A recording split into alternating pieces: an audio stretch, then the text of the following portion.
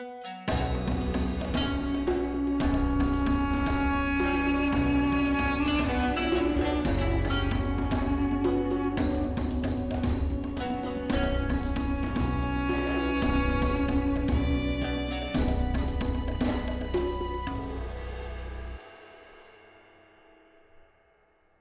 ad break time. The Beyond Solitaire podcast is proudly sponsored by Central Michigan University's Center for Learning Through Games and Simulations. And as usual, they are up to some amazing things. They recently concluded a successful campaign on Backer Kit for Eyeball to Eyeball, a LARP about the Cuban Missile Crisis. Late pledges should be available soon. CLGS is also still offering a certificate in applied game design, and the next class is going to be It's All in the Cards, designing card and card-driven games taught by Damon Stone. He's a brilliant teacher, and his students love him, so you should sign up. The course starts August 26th. Also, just a quick plug for myself. If you want to support the show and help keep it going, please do go to patreon.com/beyondsolitaire, which pays for all of my hosting and subscriptions associated with the podcast and channel. Thank you so much for listening, and let's get on with the show. Hey gamers, this is Liz Davidson from Beyond Solitaire, and I'm here on the pod this week with two very special guests. I'm here with SDHistCon board members Joe Schmidt and Andrew Bucholtz. How are you gentlemen doing today? Good. Hello. Yeah, doing great. Thank you for having us. So super happy to see y'all. And y'all just came off of the SDHistCon East convention. So why don't you give us a quick recap of that before we get into talking about the organization as a whole? Yeah, so SDHist East, it's the second year we've done this, and in the same location at the U.S. Naval College. At the museum at the U.S. Naval War College in Newport, Rhode Island, and it's a really excellent venue. Rob Doan, the curator there, is incredible, both as a history resource and as a gaming resource. And he's somebody who has really he and his team have done an incredible job of setting us up with a great venue for this convention. It really stands out as a convention for getting to play in such a historic location. This is where the U.S. Navy has done a lot of wargaming training for their officers for more than 100 years, and a lot of the key admirals in World War II actually came right through there and cited the lessons they learned in Newport as key to developing their strategy. So the museum goes over a lot of that history, and then we get to play games surrounded by these exhibits and these torpedoes. There's a game design that Mark Herman did for the Pentagon, and all these other just like amazing little bits of history. And then we also have organized campus tours where you can walk through some of the rooms where they held these famed war games. We have tours of other historical sites on the day before. So this year we did things including the battleship, the USS Massachusetts, the International Museum of World War II, and Fort Adams, which is really remarkable, bigger than pretty much any other fort in the U.S. In fact, you could fit a free very other prominent forts inside it. So it was really cool to see that. And yeah, it's such a historic place, and it's a really neat convention where we have a lot of designers, a lot of very knowledgeable people about the local history, and then just a great group of attendees who come and play games in that environment. Excellent. Joe, anything to add? No, I think that's about it. It's a fantastic convention. It's for those of you that haven't been to New England in August, it's one of the better places in the country to be during that month. Weather's really beautiful, lots of lobster, lots of fun stuff like that, and just some great gaming. It's one of those really cool experiences you get where you're allowed to game and play things next to actual historic things, which is always a really cool thing for us kind of war gamers and people who love historical games, that direct connection that you get. And yeah, it's cool too, because it's one of the major places in the world where they use games in order to train and learn and better understand and prepare not just soldiers from the United States and sailors from the United States, but from all over the world. We got to go on the Friday to the Officers Club. They had a deck right out on the bay, and it was really beautiful.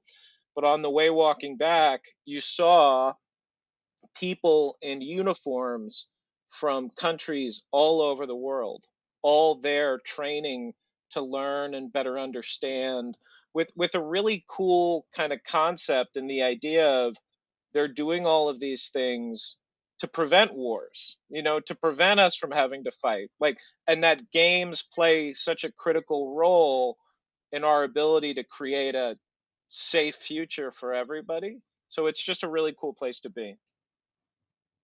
Oh, that's fantastic. So I feel like SD Hist East is also interesting to talk about because it represents growth of the organization. So for people who don't know a lot about SDHistCon as an organization, what how would you describe its development and how it's grown, and then the intentions for all of that growth? Yeah, I can start with that, and then Andrew, you can. I, so for me, it was really foundational in my entrance into the hobby, and specifically as a designer, in that I first went in, I think, 2018, and it had been held for a year or two at that point in San Diego at a nice hotel. Everybody would go stay at the hotel, and it was an opportunity where you could go and meet the designers of all the games that we love to play and talk with people and also show people your designs. And the idea of it becoming a like this really cool, I live in the Bay Area, so I'll use it kind of like a tech hub, like an incubator of all these ideas that people can go and figure stuff out and work together. Um, and it's just really continued in that. I think that we're starting to see now, but we will continue to see for the years to come, especially coming up soon, a lot of the games that people are going to have on their tables that they're really enjoying and having a great time with are going to be games that people brought to SD Hist to show off for maybe the first time, to get people to check out and learn. And even we had Dan Bullock was showing Blood and Treasure, and there's a lot of other designers who come through who are showing all of their great games and all of that. So it it's one of those great opportunities you get where you get the established, well-known, like brand name designers who come through and show us all their stuff. But then it's also an opportunity for other people to show their games. And then on top of that, for everybody else to kind of see these things before they hit the market. And not just that, but give their feedback and, help the iterative design process that people have. So it's become something where for people like us who are really passionate about all of this, we can connect with everybody. And it really helps to foster that aspect of community and the future of the hobby and the community in a really impactful and cool way. Yeah, I think Joe nailed it there with the connections and the incubator idea. And I think that really is what SD Hist as an organization is about. I mean, our mission statement is about to create a diverse and supportive gaming community dedicated to playing, discussing, designing, and promoting historically based board games. And we're looking to serve both the existing historical board gaming community, but also grow it through the addition of new voices and perspectives. And one way I think this organization really does this is we have a lot of different ways that you can not only connect with us, but connect with other people through us. And we offer that in a really a wide variety of ways. We run 2 online conventions a year, and those can be really great things for connecting people from other continents in particular who are it's very challenging for them to make it out to one of our physical conventions, but they're just as much of a part as these online conventions, and we get them in there interacting with gamers from who come to our physical cons, with other designers who come to our physical cons. We through the online cons in particular, and also some of the physical ones, we've really done, I think, a good job of working with a bunch of content creators on different panels lately and discussing issues in game design. And so it's not just a series of I have this game, let me demo it. It's that has a great appeal and brings in a lot of people, but we go beyond that, and we really try to hit on some deeper issues and some things that benefit from multiple perspectives. If you're not able to attend any of those events, either in person or virtually, we've really made it a focus of trying to record as many of them as we can so that you can watch them on YouTube at any time at your convenience. And that's another thing we're trying to do with Conflicts of Interest Online, which grew out of the fantastic magazine that Bobby Nunes put together. And we're very sad that unfortunately he's no longer with us. But Bobby did an incredible job for this organization and left an incredible legacy that we're building on. And that's what we're trying to do with a lot of the content there, is present some different perspectives, some different ideas, and do it in a way that people can engage with whenever they want to, even if these are people who aren't necessarily going to ever be able to make it out to one of our physical conventions. Yeah, so back to the online conventions. Actually, I'm pretty sure that one of y'all's online conventions was where David and I publicly demoed Night Witches for the first time. What would you say is the growth in attendance at those over time, and then how do you keep that growth going, and how do you keep those conventions as open as possible for as many people as possible, since those are the ones where people don't have to necessarily travel to get there? Yeah, I mean, I guess just in general, we've seen significant uptick in the amount of registrants we have. I think our latest one in June went really well in terms of there. We really focused on trying to make it a full day, starting early in the morning European time and going till late at night Pacific time, and really trying to get in as much of the world as we can. And we recognize there's still part of the world that's not hitting, but that's on the that's on the agenda to try and expand it even further. But I think what's been helpful with the online ones and with the growth we've seen there is we've tried to open up those different types of things and those different types of events so that there really is sort of something for everyone. If you want to hear Mark Herman talking about his latest game and not only demoing it for you, but going through how it connects with the history and what he's researched, that's always really fascinating. He does an amazing job of that, both online and in person. But then we also have a lot of smaller designers who are presenting games that aren't even published yet. Some of them maybe are quite a ways from that, but it's a real opportunity to get a good early look at that. And then we have those panels and those presentations of people talking about, and not just game designers, but content creators. I mean, I was really happy this last online con. We had Stuart Ellis Gorman do two panels for us. One talking about his own work and research and his gaming journey, and then one with his co-host on his American Civil War podcast project. And to me, those were fascinating things that you're not finding on the agenda at a lot of wargaming conventions, like this very deep sort of scholarly look at some of these issues. And I think it's a real service for us to be able to offer those kinds of discussions in addition to just watching games be demoed. Totally. I think it's the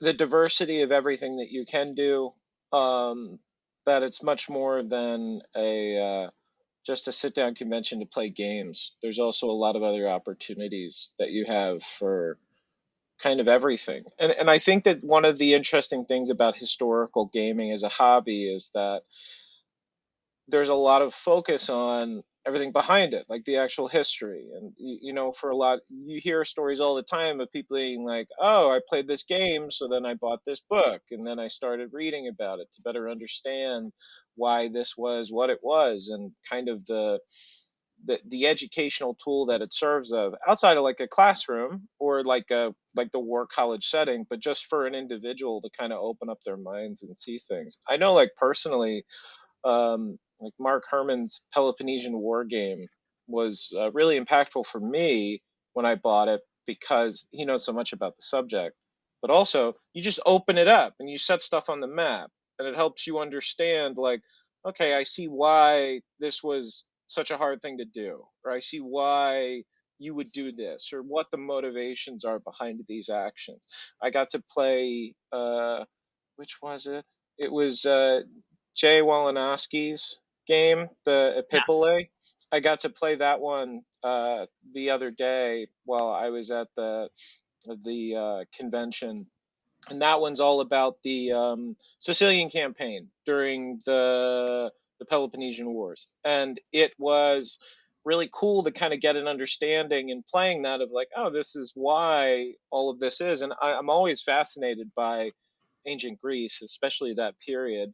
So it made me want to like look into it a little bit more and get a better understanding of, like, whoa, what was Sicily like at this time, and why was this the focus? I think Volko always talks about the concept of like gaming tourism, in the sense of like you can really explore and dive into a place when you play a game that you can connect to in a way that you can't always connect when you have just a book or you're watching a show or something like that. So I think that all of those are really neat things that we're looking at a community of people who want more than just playing games. So with SDHist, we have an opportunity to offer them much more than just games. And we found that that's been really popular and people have really enjoyed it. That's awesome. So, just full disclosure for everybody, I'm on the advisory board for SDHistCon. I just also feel like the board members do more. But we've talked about diversity of offerings and growth in numbers. How much of that is translating to the diversity and inclusion goals that SDHistCon has as an organization, and that I am trying to contribute to as an advisor? Like, how are we doing with that? And then what are some current thoughts about how we could do better? Yeah, I can talk about that a little bit. I think that, what you always want when you're talking about diversity in a space is an authenticity of that diversity that you have, and making sure that you're doing it for our purpose, to expand upon the hobby of games and to share these things we love with others, and to have more people have access to understand and love these things, these games that we love to play, and the histories that we love as well.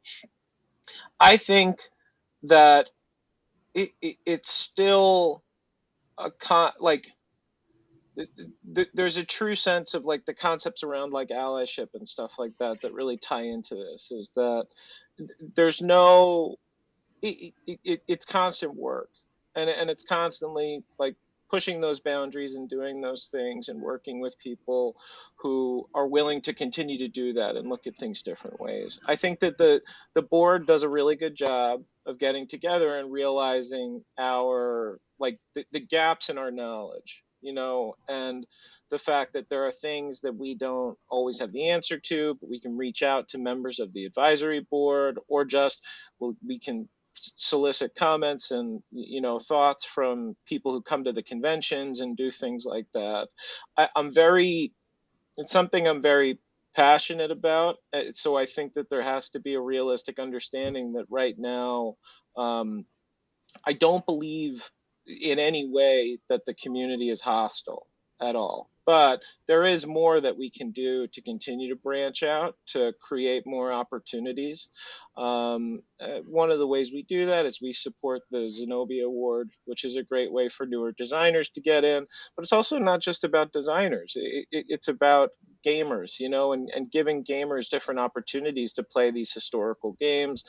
I think the biggest way that we do that as SDHistCon is really having conversations at the convention with like myself, with other designers, with developers, to make people really think about the decisions that we're making in the games that we're creating. And it's like, okay, well, you're making a game about this subject. Why are you doing this? Like, what's the story you want to tell? How can you find the authenticity in it, so that when it gets to be a product that somebody can buy, there's a connection there, that we can have games about any subject, so long as we treat the history with a severe level of consideration, but then also think about it that we're not just making these games for one type of person. We want to make them for all people, because the games that are ubiquitous and by far the most popular in the world are games that have found ways to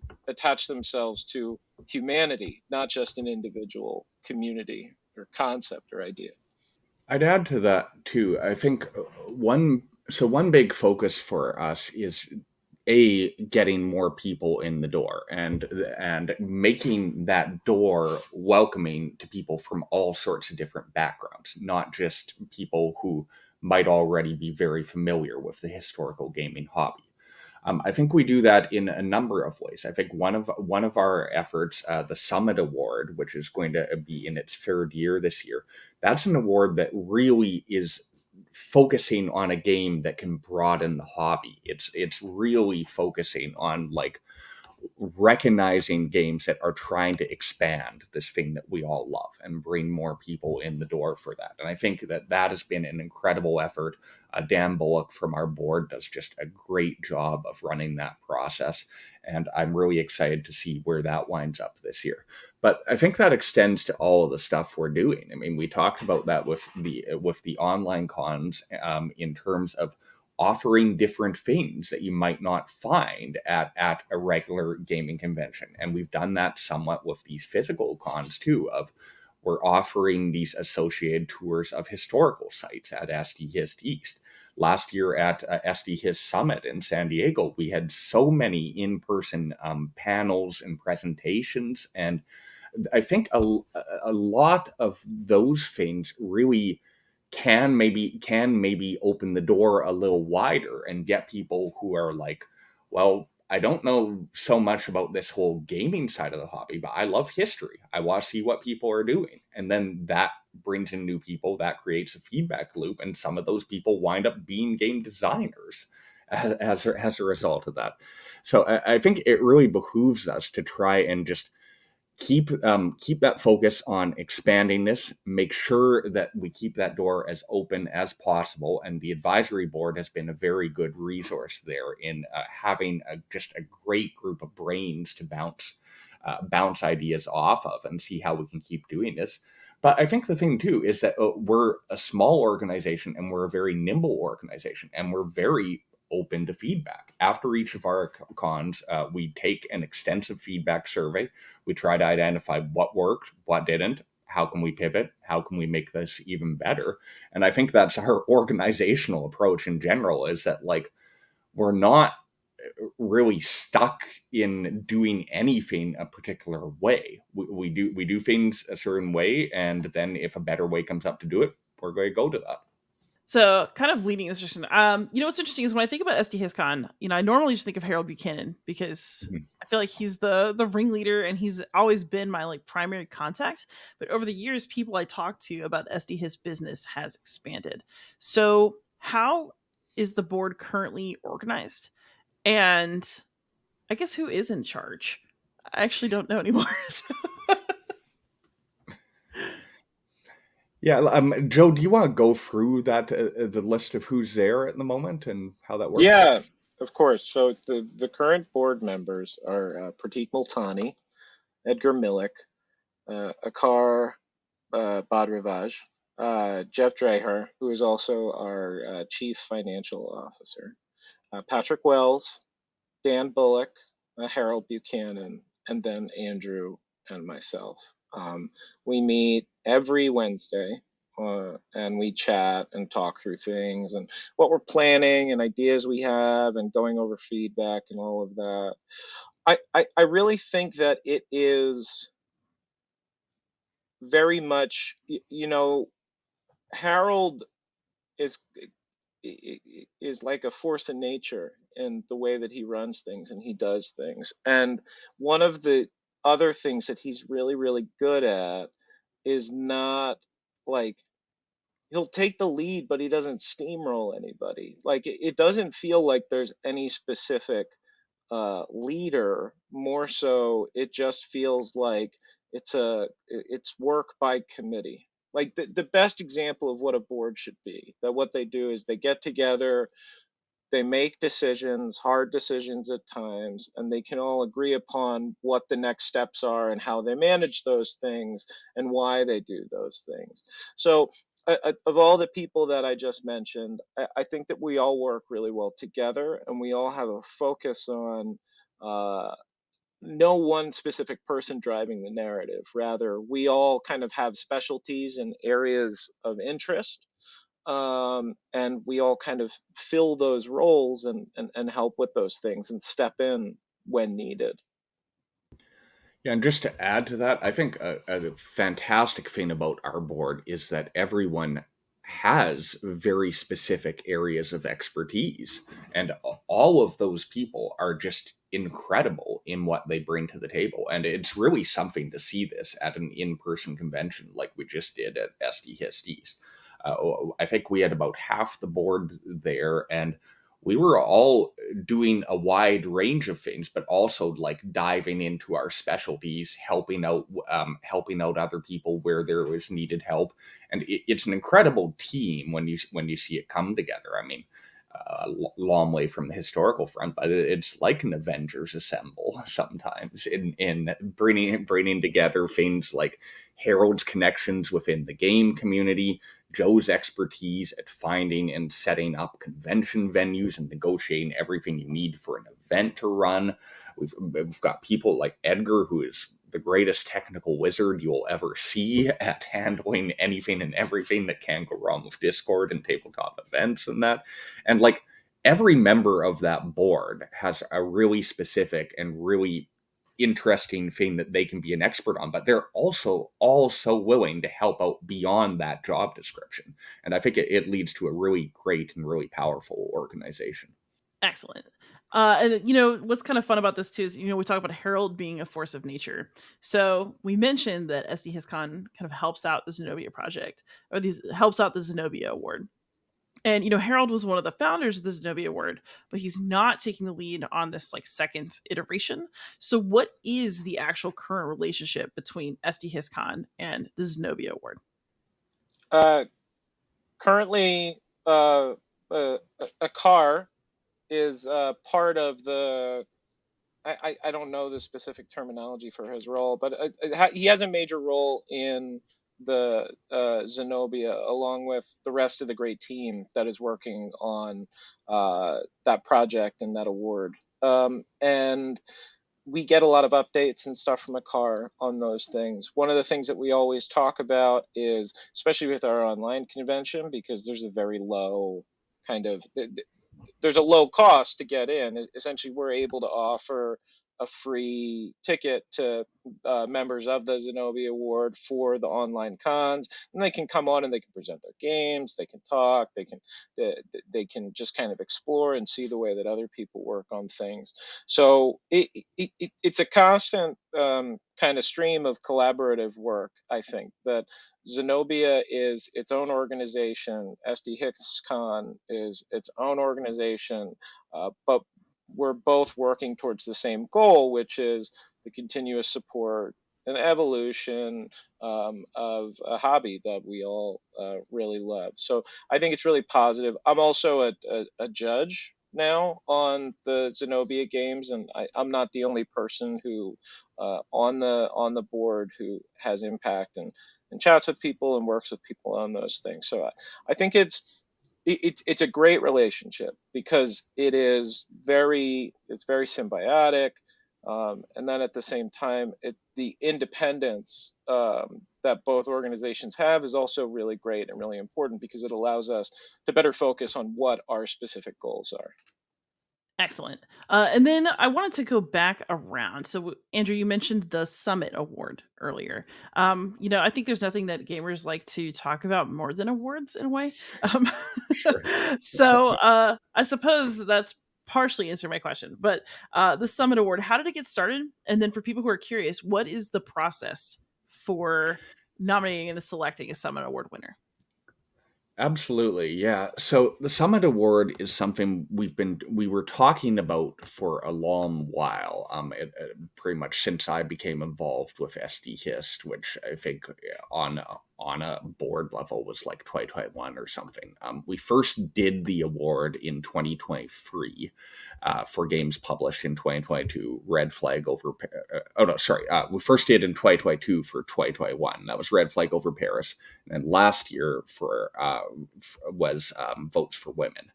And so the process for this is, first off, we take public nominations. The idea very much is to try and get as much public participation in this as possible. We roll this out to the public in the summer, usually, sometimes the early fall, solicit nominations. We also solicit nominations from our advisory board, from our actual board, and beyond. Then from there, there's a bit of a process. We wind up selecting some finalists.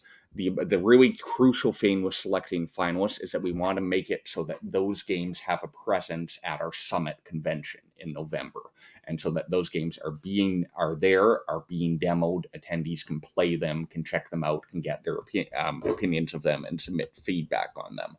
And as a result of that, we then take feedback from the public there. We have members of the board and the advisory board meet to determine the winner of the actual award, but it's always a process that very much incorporates the feedback from people who have played it, and feedback from people who even weren't at the convention but have played that and have sent in their thoughts, and so on. So and the overall goal of it, again, is really just to recognize a game that's trying to broaden this hobby along one of our several criteria for that. And I think we've picked excellent winners so far, and I'm really interested to see what finalists we wind up with this year. Joe? Yeah, I just agree on that. I think that Summit is a great opportunity. It's a great way to shine a light on the positive change that we want to see. Excellent. I think one thing I also like about that format is that one, I think it's important that awards are given based on games that are really getting played and for which there is feedback, not just something that came out that year. Um, and I also love the idea that you could go play all the different Summit Award nominees, because that sort of like Zenobia, right? Zenobia finalists all have had a lot of success in sort of the future after the award process. And I like the idea that finalists for an award get lots of attention and get lots of exposure. And it's not just about who won, but it's about like getting a set of games out into the world a little bit more. Is that something that y'all were deliberately thinking about when you put the award together, or did it just work out that way? Yeah, so I can speak to that a bit. I think that very much has been a part of our process, and so a lot of what I specifically handle for SDHist is the website, particularly Conflicts of Interest Online, our magazine, and then also our social media stuff. And for me, it's very important to have that list of 4 finalists and have it early. And I really do see it as a chance to promote all of those games. And I think being a finalist for this award is incredibly impactful and important. For one, it gets you promoted in our various press releases around this. There are other things we can do around that, and we're always working on ways to spotlight each of these individual games more. But then it gets you that spotlight at our summit in November, and even if the designer isn't able to attend themselves, we make sure that their game is demoed, often by members of the SDHist board. So it very much is, with the finalists, they're all going to be featured games at this November convention. And I think that's really cool. And then from there, the 4 finalists to me is a very important piece of this. And even when we do our final stuff announcing the winner, we want to make sure that we recognize the other incredibly worthy games that were nominated for this award. I think Andrew works a lot more closely on the Summit Award than I do, in the way that we kind of break things out. So I think that Andrew's done a really good job of expressing everything. Yeah. Awesome. So before we get to the summit of the Summit Award, so the con in November, I do want to talk about conflicts of interest. I remember, the publication had a great start with Bobby, and then it stuttered a bit because he was ill. And now, what is the current state of conflicts of interest? How often is it coming out? Where can people get it? And what's in there if people might want to become readers? Yeah, absolutely. So the current state is conflicts of interest online. And so what that is, it's a specific dedicated thing on the SDHist site. And if you go to the main SDHist.com, you can find Conflicts of Interest magazine and then Conflicts of Interest online, and you'll see all the articles right there. In terms of what it is, it's a wide range of things, really. And I think that's the great power of an online format in particular, is that, like, we're not limited by page count. We're not limited by word count. We're open to a wide variety of submissions. And really, we will happily take any submission about anything to do with the historical gaming hobby. A thing that I've been very proud of this year is the ways that we've broadened this beyond what I would have ever conceived, really. In that we had a great article from Pablo Lopez about his La de Banda RPG, which is an RPG about the Spanish Civil War, and I don't think that that's anything any of us would have considered when we started talking about conflicts of interest online. We were very focused on actual board games, but his thing is so historical, so connected to what we are doing, and it worked. He wrote a great article for us and then agreed to present his game at our digital online convention, and so that turned into a terrific relationship as well. Other things we've had there, I talked about Stuart Ellis Gorman presenting at our convention. Shortly after that, he wrote up just an incredible thing of his thoughts so far on his American Civil War project and the takeaways he's had from playing through these different games and how they treat different issues around the Civil War. It doesn't all have to be giant and serious articles. We had a great thing from Kimber Van Ree, who was actually at our SDHist East convention, and he's the president of Metropolitan Wargamers in New York City, and it's his club, and he wrote a fantastic piece for Conflicts of Interest Online just about the history of this club, how they make it work, how they keep it going. And that really appealed to me as something that stands out as not just about the specific thing, but this is maybe a model that people can see and build on and take parts of and emulate if they want to try and do something similar in their committees. We've done other things, like we do very short my favorite card little things from various designers, and those are really cool to see because a lot of the time it's not from their game. It's a card in a wildly different game that just stands out to them for either the card effect, the history, their personal connection to it, and so on. And then, of course, we also have various SDHist announcements and so on that we put up there. In terms of publication, that's another great freedom that we do have online, is that, like, there isn't necessarily a tight deadline of everything has to be finalized by this date for the printer to do it. We put up things when we get them, when we have them in a form that makes the most sense to run. We shoot for doing a thing every week or every couple of weeks. It sometimes changes depending on what we have coming in at the moment. But I think, and generally, we try to get stuff out as much as we can. We try to always present interesting articles and information and perspectives, really. And like I said, we're incredibly open to submissions. So if anyone listening to this has an idea, they should absolutely hit us up. Excellent. Joe, you passing again?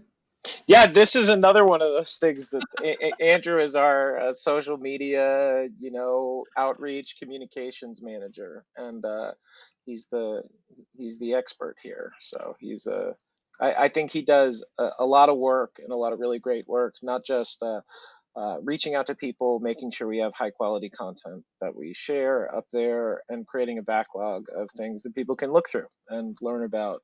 And it's really an important kind of tentpole in our organization, in the way we communicate, of how we are trying to kind of live our values. And just one further thing to add there too, yeah, because we do have this inconsistent publication schedule, but there are a number of ways that you can keep up with when things do happen there. We do have a very functional RSS feed, so if you use a RSS reader, something I love, you can put in there and it'll just auto pop for you when that happens. Or you can follow our social media accounts on Twitter, Blue Sky, and Instagram. And whenever we put anything up on Conflicts of Interest online, I make sure that we get a post up on all three of those platforms. Excellent. And then all these things kind of lead to what's coming up in November. So we talked about the Summit Award and where can you play those games. So one of my favorite events of the year is coming up in November, and that would be SDHistCon West. So y'all just did East, and I'm sure it's great, but I'm very, very excited about West because it's in beautiful San Diego. I had a fantastic time with everybody last year. It was it was a tiny con, but it felt big in terms of just the presence of everybody there. Why don't we talk about SDHistCon West, its role in the SDHist organization, and what we can expect there in a couple months. It's the thing for us that all these other things we work on, we really enjoy, but the San Diego convention is kind of the heart of it. The majority of our board members are down there. The community is loves it, and it's a big part of things for them. And it's just beautiful. I mean, who doesn't want to in November go to San Diego? It doesn't really matter. I mean, I live in California, and I like to go to San Diego in November, so it's nice to do that. We're going to have it at the same venue that we had it at last year, which is the Portuguese Cultural Center, Portuguese Cultural Hall. Yeah. SES Portuguese Hall of San Diego. Thank you very much. It's right by the water.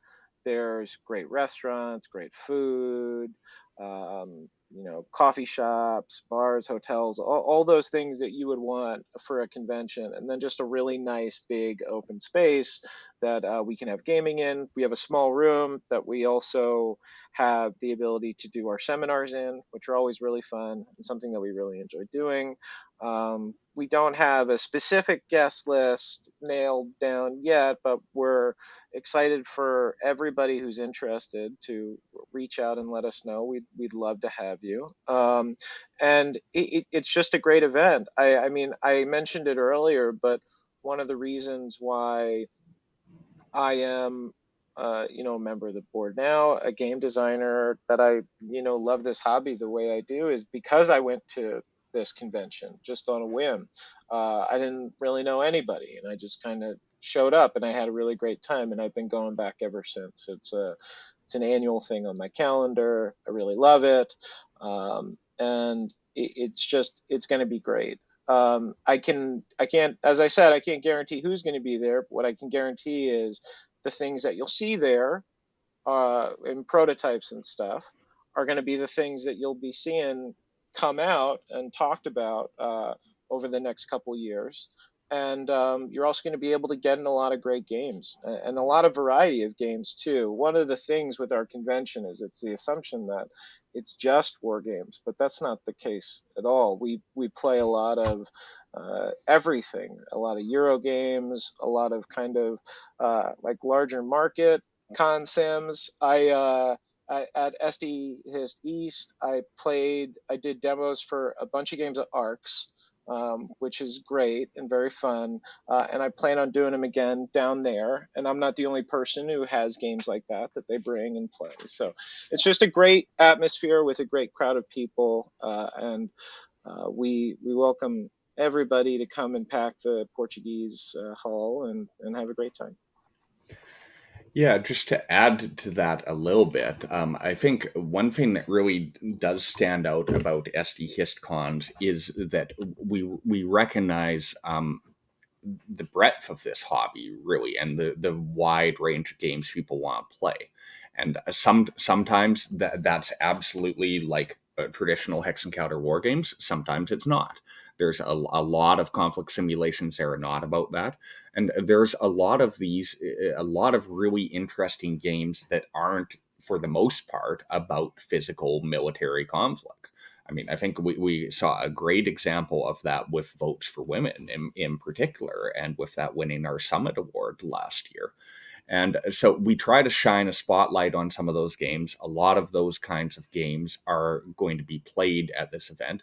But what also stands out about our conventions is just it's a great chance to interact with a lot of amazing people, with designers, with content creators, and with publishers and more. And I think what's great about how we have this set up at the moment is that there's a variety of ways to do that. You can sign up for a scheduled event of a designer demoing their game. You can attend a panel where they're talking about their game and on some front, some topic in history. You can attend a panel of various content creators talking about the challenges of podcasting or of written content or anything of that sort of variety. But beyond that, like, these people that we have, they're around all weekend, and they're great people who are more than willing to talk to you. And I think a thing that's been really fun for me to watch at these in-person conventions is just the conversations that get struck up. And you've got these absolutely veteran designers who have been doing this for 30 years talking to people who are still working on their first game that isn't even published yet, and then talking to people who haven't designed a game at all. But like, there isn't a real hierarchy there. This is a convention and a gathering of all these people and all their perspectives, and they all have interesting things to bring to the table from their own backgrounds, their own historical research, and beyond. And I think that's something that makes our convention so great. Yeah, I can say from personal experience, I've only been to one SDHistCon, but I'm about to be a two because it was so good the first time. But I spent most of that weekend playing prototypes. I don't think I played any published games, like maybe one, and I played Giant Liberty or Death. So that was a published game. It was a one of a kind version of a published game.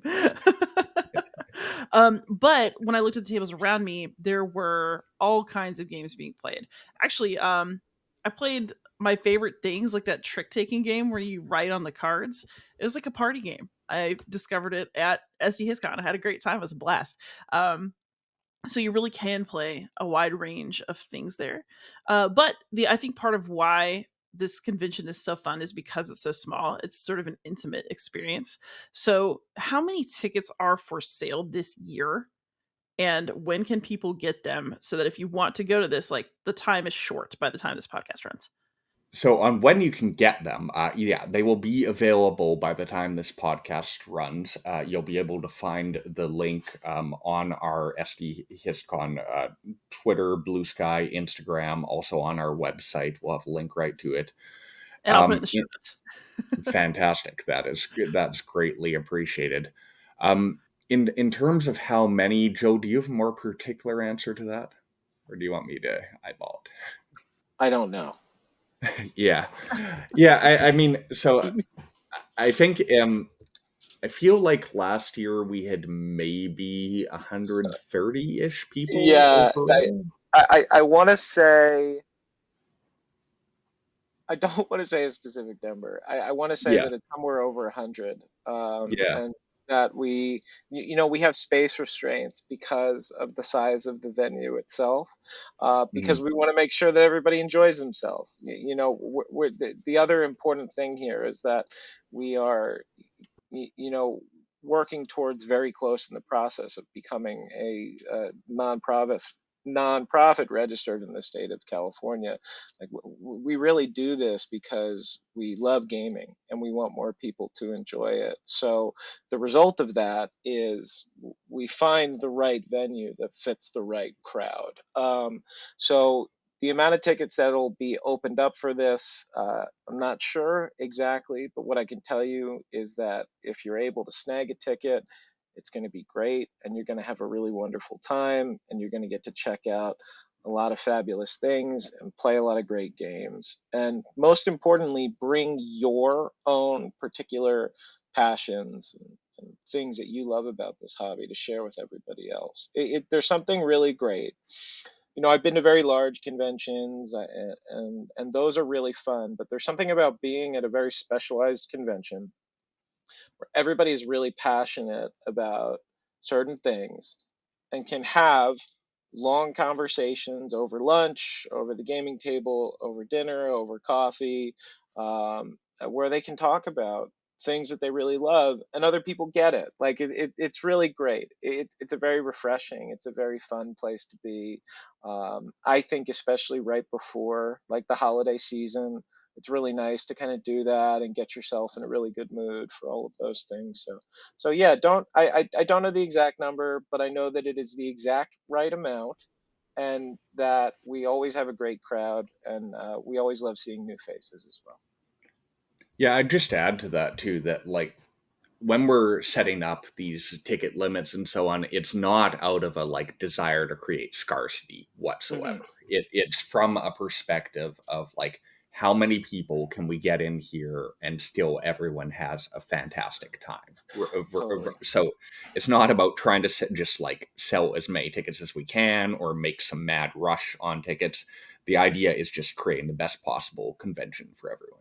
Yeah, and this venue in particular, very high ceilings, good kind of cross breeze that goes through, very comfortable inside, doesn't get too hot, like those are all kind of operational aspects that we think about when we set up and organize these spaces. Like one of the things that we'll do soon is we'll look through at the venue again and say, okay, we set up the tables this way last time. First, like, what are the size of the tables? How many chairs do we have? Are they the same tables that we used last year? And then, what do we want to change about it? What are things that we got comments on that people were like, oh, I really wish you had done this? Like, I'll just throw in a really good example of this that I think we were able to iterate on for the East convention that we really want to do for the West convention. So we had got comments from people for both our online conventions and for our in-person ones saying like, hey, we want to have more space where we can play games. Like there's these demos are great, and being able to see the new things that are coming out is also great. But I also want to meet up with friends that I don't normally get to see and play games with them. So we worked really hard in this last iteration to be in Newport, to be very focused on the way that we set up tables and how people had tables and how spaces could be cleared so people could play the games that they wanted to. And it was fantastic. It worked really great. And that's something that we're going to be thinking about a lot, is how can we make sure that we do that and that we make the best use of the space that we have.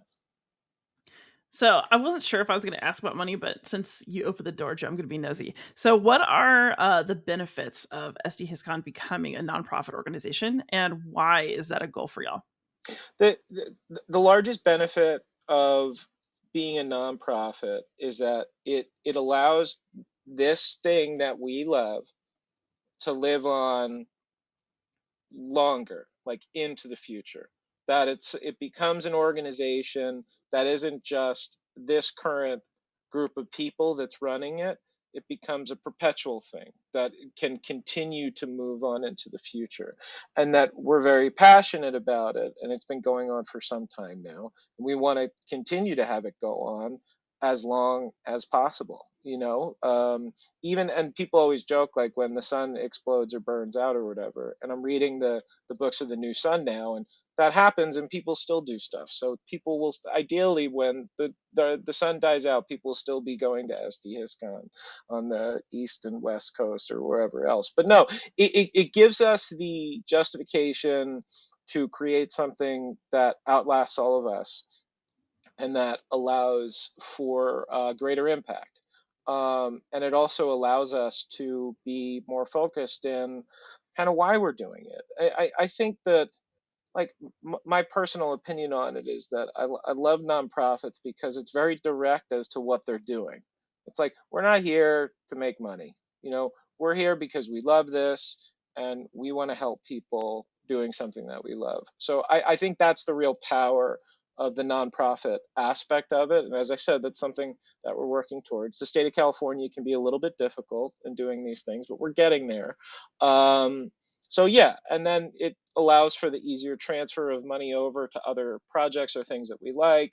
It allows for donations eventually at some point to our organization so that we can then like use those funds to expand to larger spaces so we can have more people come and all of those things. I see the service of conventions very similar to the concept of like the importance of the public utility. And in this case, it's historical gaming, and that what we serve as is a group that can hopefully create more space for that in our hobby, and more space for people to meet virtually and face to face. Yeah, the two things I'd add real quick is that so the nonprofit status, it's not a shift in our internal focus. It's not like we were using this as a personal piggy bank for this or anything. I There's think so much money in historical gaming, y'all. I think the really big thing with nonprofit status, from my perspective, is it allows us to go to people who have no clue who we are. And so that's really important with convention venues in particular. And in any discussions we have about further conventions beyond the ones we're currently doing, it's critically important to have that status, and that can be a really big deciding point in, can we make this convention work or can we not make this work, in terms of how we negotiate with vendors and with facilities and that. The other thing with it is just that it really does sort of formalize this and make it clear that the funds we're taking in are being spent on appropriate things and are being put back into the hobby in appropriate ways. And that was always the case, but just the nonprofit status is very useful for both, like, introducing us to people who have no idea who we are and what even historical gaming is, and then also just within the hobby communicating what exactly we're doing. Excellent. So I will conclude here just in terms of hardball questions. It's such a brilliant, no kidding. But I'm honestly really, really excited about SDHistCon in November and about what the organization is doing. I think this is like a fun check-in to just kind of see like the breadth that SDHistCon has achieved. It's not just a con anymore. But for y'all, since we're talking about taking joy in games and doing things that make us happy, what are some games that y'all have been playing recently that bring you joy? Andrew, do you want to go first? Sure. Yeah, absolutely.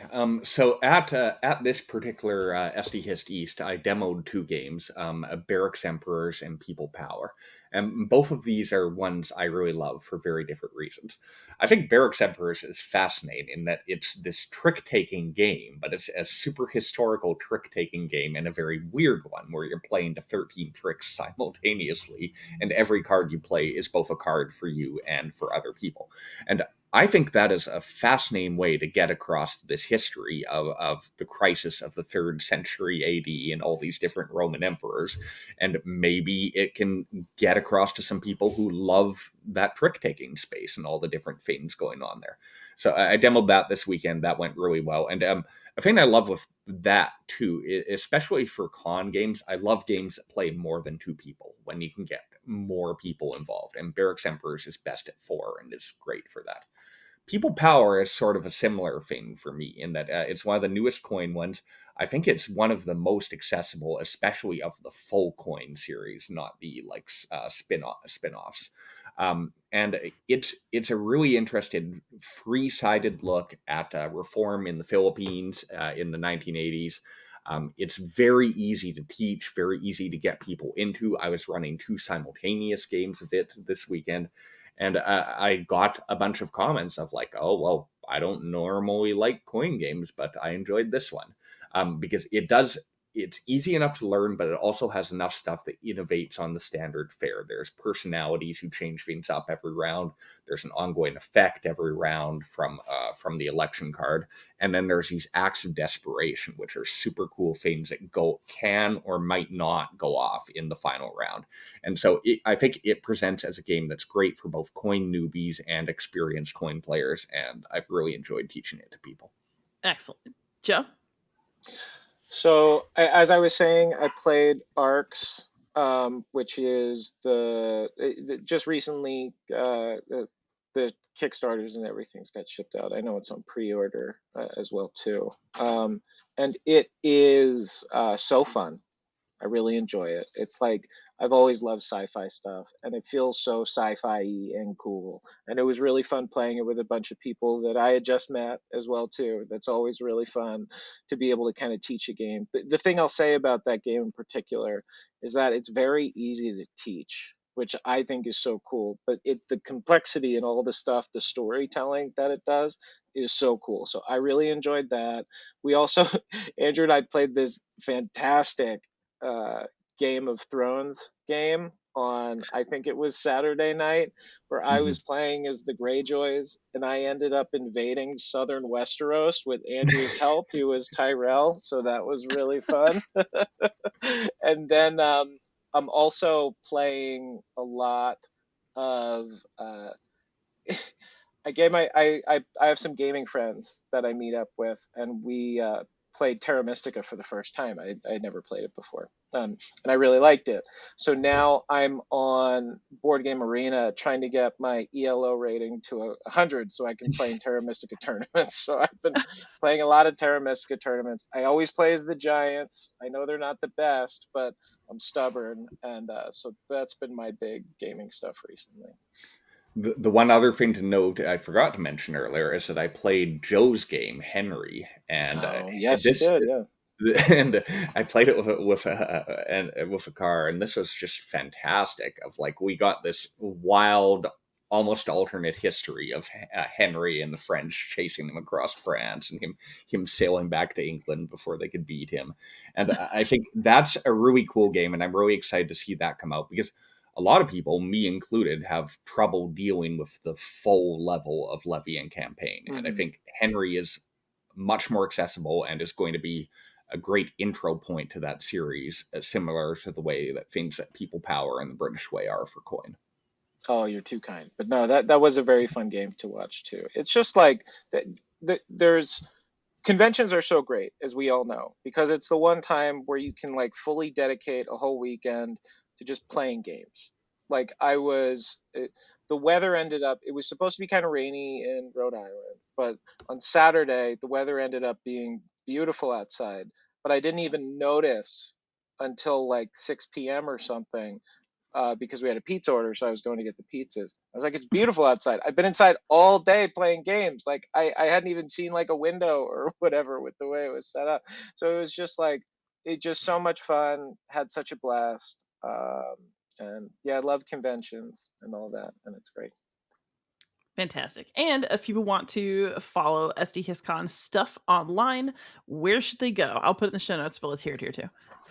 Yeah, so the best things are just going to be our social media feeds, and I believe that's just SDHistCon across Twitter, Blue Sky, and Instagram. And yeah, anything cool we're doing, any information on our new conventions and so on, we'll post it there. We also always post a release of any upcoming convention news on Conflicts of Interest Online, which you can find at sdhist.com. And the last thing there is at sdhist.com, there's a way to sign up for a mailing list. So if you'd rather get your news through email, that works too.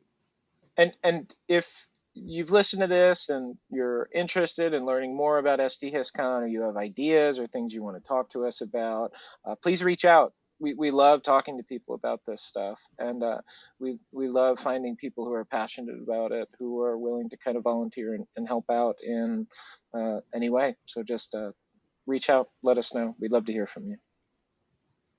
Fantastic. Andrew, Joe, thank you so much for your time, for coming on, and I cannot wait to see y'all in person one more time in November. Thanks, Liz. Absolutely. Thank you, Liz. All right, everybody out there, if you're looking for me, I'm Beyond Solitaire everywhere. And please like, subscribe, comment, ask questions, and most of all, happy gaming.